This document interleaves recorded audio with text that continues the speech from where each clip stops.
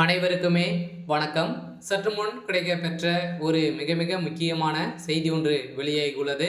சற்று முன் குற்றவாளி கொடுத்த வாக்குமூலம், இவர்தான் அந்த சார் உதயநிதி அப்படின்ற மாதிரி வந்து பார்த்தீங்கன்னா இப்போ வெளியாகிருக்கக்கூடிய செய்தியால் இப்போ திமுகவிலேயே பெரும் கதி கலங்கி போய் தான் வந்து இருக்காங்க இல்லையா. ஏற்கனவே அமைச்சர் துரைமுருகன் அவர்களுக்கும் உதயநிதி ஸ்டாலின் அவர்களுக்கும் இடையே சலசலப்புகள் வந்து ஏற்பட்டு வந்திருக்கக்கூடிய நிலையில் திமுகவிலிருந்து பார்த்தீங்கன்னா இப்போ அதிரடியாக துரைமுருகன் அவர்கள் வந்து நிரந்தரமாக ராஜினாமா வந்து செய்ய போகிறதாக ஒரு பரபரப்பான தகவல் வெளியாகி வந்திருக்கக்கூடிய நிலையில் தான் இப்போ திமுக சேர்ந்த அமைச்சர்கள் திடீர்னு நீக்கப்பட்ட சம்பவத்தினால இப்போ அதிரடியாக இப்போ இந்த குற்றவாளியில் இந்த பாலியல் விவகாரத்தில் சிக்கிய அமைச்சர்கள் அனைவருமே இப்போ வந்து பார்த்தீங்கன்னா இப்போ அதிரடியாக அவருடைய அமைச்சர் பதவி வந்து நீக்கப்பட்ட சம்பவம் தான் தமிழகத்தில் திமுகவுடைய அமைச்சர்களிடையே பெரும் அதிர்ச்சியை வந்து ஏற்படுத்தியிருக்கு. அதனால் திமுக சேர்ந்த அமைச்சர்களுக்கு ரகுபதி அமைச்சர் ரகுபதி அடுத்து வந்து அமைச்சர் சுப்பிரமணியன் அவர்களுக்கெல்லாம் வந்து பார்த்தீங்கன்னா இதில் வந்து நிறைய தொடர்புகள் வந்து இருக்குது. ஏற்கனவே உதயநிதி ஸ்டாலின் அவர்களும் வந்து பார்த்தீங்கன்னா அவருக்கு இது வந்து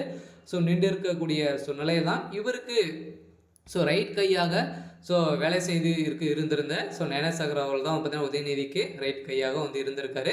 அதனால் அவர் என்ன சொல்கிறாரோ அனைத்தையுமே செய்யக்கூடிய ஒருவர் தான் இந்த குற்றவாளி. அதனால் அதே மாதிரி தான் இந்த குற்றவாளி உதயநிதி சொன்னது தான் வந்து பார்த்தீங்கன்னா அங்கே அண்ணாமலை பல்கலைக்கழகத்தில் ஒரு நல்ல ஒரு பெண்மணியை தான் பார்த்தீங்கன்னா இவங்க வந்து பாலியல் துன்புறத்துக்கு நிறைய பெண்மணிகள் வந்து இது மாதிரி வந்து துன்புறுத்து வந்திருக்கக்கூடிய நிலையில் தான் பார்த்தீங்கன்னா இப்போ அதிரடியாக இப்போ அந்த மாணவி தாமாகவே முன் வந்து பார்த்தீங்கன்னா இப்போ அந்த உயிருக்கு ஆபத்தை விளைவித்தாலும் நாம் இந்த குற்றங்களை வந்து சொல்லியே தீரணும் அப்படின்ற மாதிரி தான் இப்போ சொல்லியிருக்கக்கூடிய சூழ்நிலையில் தான் இப்போ ஒரு மிகப்பெரிய கலவரங்களாகவே வந்து சென்னையில் விடுத்தது இல்லையா. அதனால் திமுகவுடைய தலைமையகத்துக்கு இடையே மக்களிடையும் நிறைய போராட்டங்கள் வந்து நடந்திருந்த நிலையில் அதனால் மகளிர்களுக்கு எந்த ஒரு பாதுகாப்பும் செய்து தராத திமுகவுடைய அரசுக்கு தான் வந்து பார்த்தீங்கன்னா நம்ம ஓட்டு போட்டிருக்கோம் அப்படின்ற மாதிரி வெக்கக்கேடாக வந்து இருந்திருக்கக்கூடிய நிலையில் அதனால் வருகின்ற சட்டமன்ற தேர்தலில் திமுகவுடைய நிலைமை பெரும் அம்போவை தான் வந்து விட போகிறாங்க.